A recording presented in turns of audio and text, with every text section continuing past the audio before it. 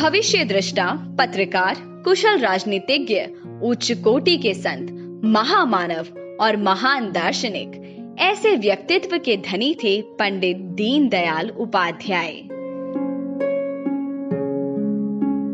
अभावों में रहकर भी शिखर छूने वाले दीनदयाल जी के जीवन में जो सरलता थी, वही उनकी सफलता का कारण भी थी।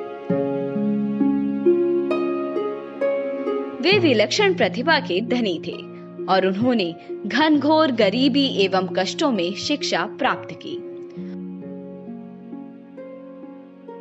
1939 में उन्होंने कानपुर से प्रथम श्रेणी में बीए किया।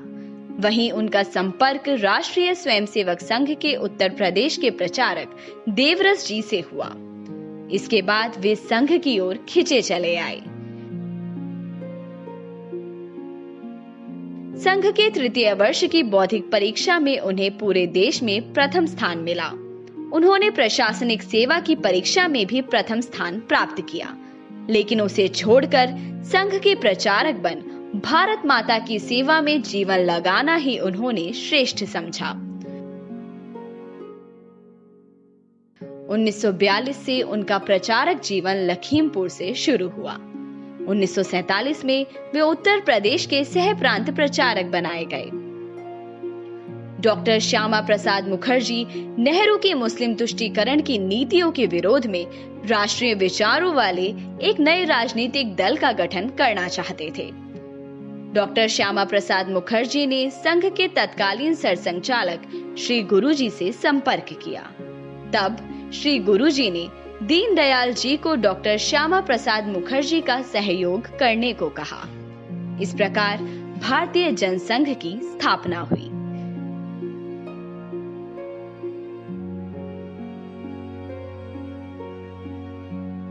दीनदयाल जी प्रारंभ में उसके संगठन मंत्री और फिर महामंत्री बनाए गए। 1953 के कश्मीर सत्याग्रह में डॉक्टर मुखर्जी की रहस्यपूर्ण परिस्थितियों में मृत्यु के बाद जनसंघ की पूरी जिम्मेदारी दीनदयाल जी पर आ गई। वे राजनीति में सत्ता प्राप्त करने के लिए नहीं आए थे, बल्कि राजनेता कैसा होना चाहिए, ऐसा जीवन उन्होंने जीकर दिखाया।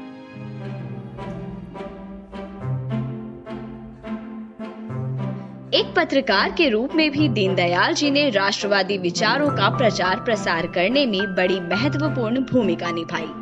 दीनदयाल जी ने पत्रकारिता एवं लेखन के क्षेत्र में भी अभूतपूर्व कार्य किया।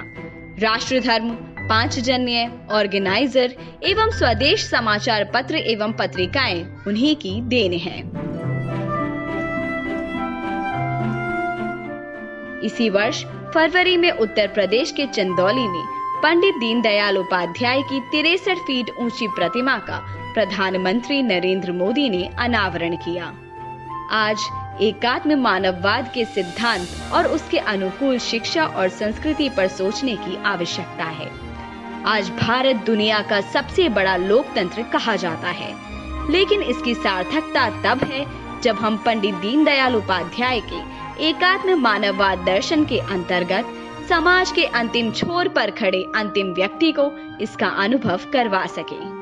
सही मायने में देश का विकास तभी होगा जब समाज के अंतिम व्यक्ति तक विकास की किरण पहुंचेगी।